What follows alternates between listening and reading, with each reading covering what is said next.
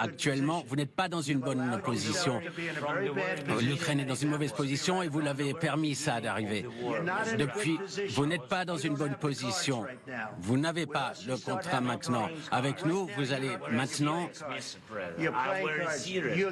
Vous êtes en train de parier avec la vie de millions de personnes. Vous jouez avec la guerre mondiale, la troisième guerre mondiale. Ce que vous faites, c'est un manque de respect. C'est un manque de respect à ce pays, cette nation.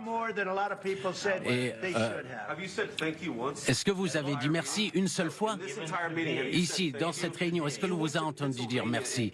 Vous êtes allé en Pennsylvanie et faire campagne pour l'opposition en octobre. Et vous devez apprécier ce que nous faisons. Le président tente de sauver votre pays. Excusez-moi. Si vous croyez que vous parlez plus fort, si vous parlez fort, vous allez avoir raison. Quand vous parlez de la guerre en Ukraine, il ne parle pas fort. Votre pays a des gros problèmes. Et vous n'êtes pas en train de gagner, vous n'êtes pas en train de vaincre. Mais il y a beaucoup de chances que vous puissiez vous en sortir grâce à nous. Monsieur le Président, depuis le début, nous avons été seuls. Et on vous a dit merci. On vous a donné... Avec le président stupide, on vous a donné 350 milliards de dollars. On vous a donné des équipements et du matériel militaire. Vous vous êtes servi de notre équipement. Si vous n'aviez pas notre équipement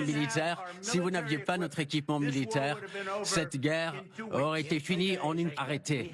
Vous le savez, nous, on a eu des conversations avec Poutine, beaucoup de conversations, on a eu des débats. Et on a signé, moi personnellement, avec en tant que nouveau président en 2019, j'ai signé un accord.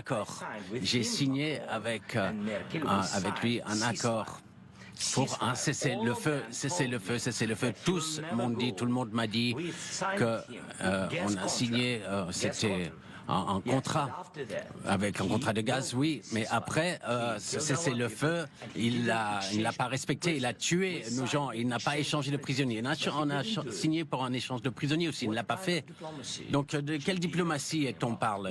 Qu'est-ce que les États-Unis peuvent faire? Qu'est-ce que vous voulez dire? Je parle de la diplomatie qui va mettre fin à la destruction de votre pays. Monsieur le Président, avec tout le respect que je vous dois, vous manquez de respect de venir dans le bureau ovale et dire cela devant les médias américains. Maintenant, vous êtes en train de forcer des conscrits sur le front parce que vous avez des problèmes de personnel. Vous devrez être content que le président entre dans ce conflit. Est-ce que vous êtes venu en Ukraine? Est-ce que vous connaissez la situation? Eh bien, moi, j'ai vu ce qu'on montre dans les médias. Et voilà, vous amenez des gens, vous faites des tours de propagande. Est-ce que vous n'êtes pas d'accord que vous avez des problèmes, que vos militaires ont des problèmes, que vous n'avez pas assez de monde? Et vous manquez de respect de venir dans le bureau ovale et d'attaquer l'administration qui essaye de prévenir la destruction de votre pays. Bon que la population américaine voit ce qui se passe, c'est important. C'est pour ça que je continue cette discussion et ces échanges. Vous devez être reconnaissant. Les gens sont en train de mourir, vous n'avez plus de soldats, vous commencez à ne plus avoir de soldats. Ce serait une bonne chose. Et ensuite, vous nous dites, ah non, moi je ne veux pas de cessez-le-feu, je ne veux pas cesser le feu, moi je veux ci, moi je veux ça. Non, écoutez, si vous arrivez à un cessez-le-feu maintenant, prenez-le comme ça, il n'y aura plus de balles qui voleront et vos hommes ne seront plus tués. Vous ne voulez pas de cessez-le-feu, c'est ça que vous dites? Moi je veux un cessez-le-feu. Vous allez avoir un cessez-le-feu plus rapidement avec cet accord. Vous pensez que je ne veux pas de cessez-le-feu? Qu'est-ce que vous pensez? Il y a quelqu'un qui s'appelle Biden, c'était pas une personne intelligente. Ça c'était, excusez-moi, c'était avec Obama. Obama vous a donné des armes. Moi je vous ai donné des javelines pour vous battre. Obama vous a donné des bateaux et Trump a donné des javelots, des javelins. Vous devriez être plus reconnaissant.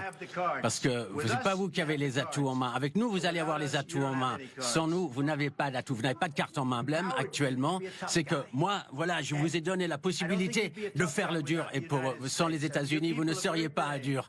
Vos gens sont très courageux. Mais soit il faut qu'on arrive à un accord, ou nous, on se retire. Et si nous, on se retire, vous allez voir ce qui va se passer. Et ça, je ne crois pas que ça va être joli pour vous. Mais voilà, vous pouvez continuer à combattre. Mais vous n'avez pas les cartes en main. Mais une fois qu'on aura signé cet accord, vous serez dans une bien meilleure position. mais vous n'agissez pas en tant que personne reconnaissante. Et ça, ce n'est pas gentil, ce n'est pas gentil du tout. Voilà, et je crois qu'on en a assez entendu, assez vu. Qu'est-ce que vous en pensez?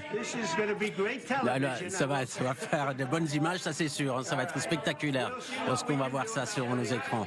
On va voir ce qui se passe.